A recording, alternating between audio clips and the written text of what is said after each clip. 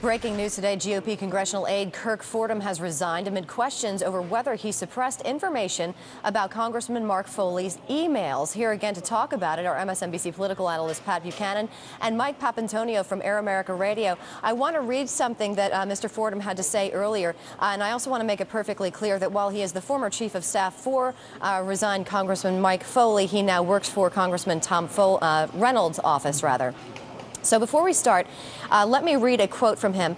I want to clarify a few things. When I sought to help Congressman Foley and his family when his shocking secrets were revealed, I did so as a friend of my former boss, not as Congressman Reynolds' chief of staff. I reached out to the Foley family as a good friend would because I worried about their emotional well-being. At the same time, I wanted to be perfectly clear that I never attempted to prevent any inquiries or investigation of Foley's conduct by House officials or any other authorities. Now, Mr. Fordham is accused of basically getting the press to not run the story when these emails surfaced, correct? Yeah, I think the issue I see here, yeah, he says he's a friend. Well, that's a good thing because they may go to jail as friends. There's been a lot of people that go to jail trying to be a friend.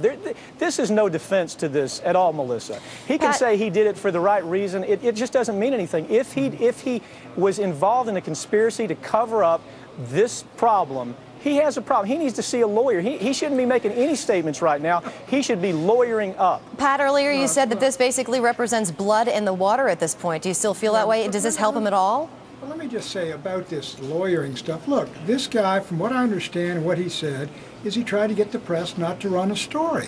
There's nothing illegal about that. I can understand why he did it. I can understand why he left. But there's no doubt this is blood in the water for the Republican Party. Melissa, this is going to continue, and my guess is Reynolds is in trouble politically. Speaker Hastert's got a bad cloud over him. I think the head of the Page Committee, Mr. Shimkus, who's a good man, he's got a cloud over him. But I mean, I see this all as political rather than criminal. Right, but you know, in an election year when they're desperately trying to maintain control in the House and the Senate, I mean, voters would illegal or not illegal. How bad does this look? And what can Republicans do between now and then to get the blood out of the water? They can't. This could really take them down because it's a continuing story. It's something people understand. It's something that disgusts the Republican base. They want to know why this guy wasn't thrown out of there. And you got all the Republicans, frankly, are turning on each other. I told Hastert, and so it's terrible all the way around, Melissa. Mike, let's go to you.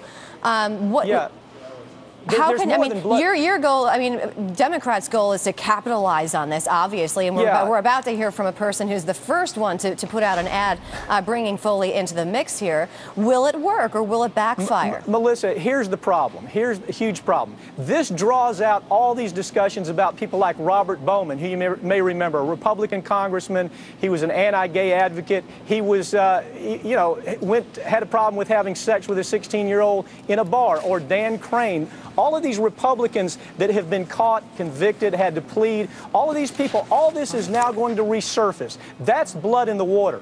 There's no time for them to recover here. And that's the problem Pat's talking about. It's more than just blood in the water. You have people jumping off of this ship like rats on a sinking ship. You have Boehner, who's trying to distance himself by saying, gee, I did the right thing. You have all these Republican leaders that in the past have wrapped the flag around themselves and said, we're the party of family values. They started losing the high ground with their problems in the past, with Abramov and Reid and DeLay. They started losing the high ground with the moral issues there. This is the death knell for them. This is over for them as far as being the coalition of moral majority. Melissa, this guy did a horrible thing. He did not have an affair.